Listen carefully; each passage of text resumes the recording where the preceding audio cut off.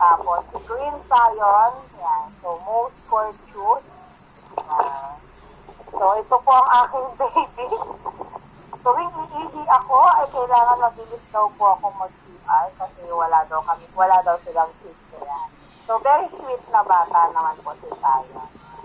Next po is si Rayleigh, most honest. Sinasabi niya po talaga, kunyari nagbibigay po ko talaga po siya po ay, nakikita po sa bata yung kanilang pag-uugali. Si Farren Matthew, most persistent with honor. So, Wow, with honors pala si Farren. Nakikita po niya sa eager po siya mag-learn. So, ang haba po ng pasensya niya, lalo po sa time. Next po, si Jam. Peace loving, best in art. So, para po kaming merong, ano po ba tawag dito? Laging may taga-awat. Yan po yung laging dapat peace lang daw, dapat walang nag-aaway-away. So, lagi siya nagre-remind sa mga classes. So, best in art. Next, si Dominic po is most active, best in AP, English, Filipino, Math, with honor. So, what do you mean by most active? So, sa recitation, sa mga idea, so, lagi, hindi siya nahihiya na makipag-participate. So, si Dominic po, yan, most active. Next, si Rada po, si cheerful giver. So, napasaya niya po ang buo naming section.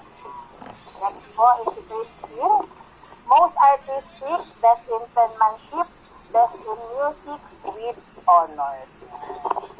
So, sa lahat po, sinasabi ko sa grade 1, gandahan niyo yung sulat ni anak ha. So, ayan, sa pag-art, hindi tayo pabilisan, sabi ko gano'n. So, lagi ko sinasabi sa kanila. So, music po yan, best.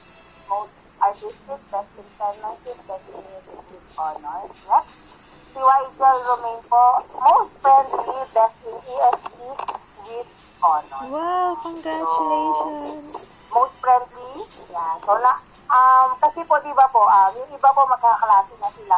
So, mabilis po siyang palagayan ng loob po sa mga ibang kaklase. Tapos, napaka-friendly po niya sa mga classmates, kahit po sa ibang grade level.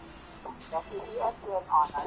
Then, si Sabrina Briel, Bukal, great motivator, best in health, with honor. So, nakikita ko po dito ang tunay na leader. So, kaya po siya inanong great motivator. Nagbibigay din po siya ng mga payo sa mga classmates niya kung hindi niyo po natatanong.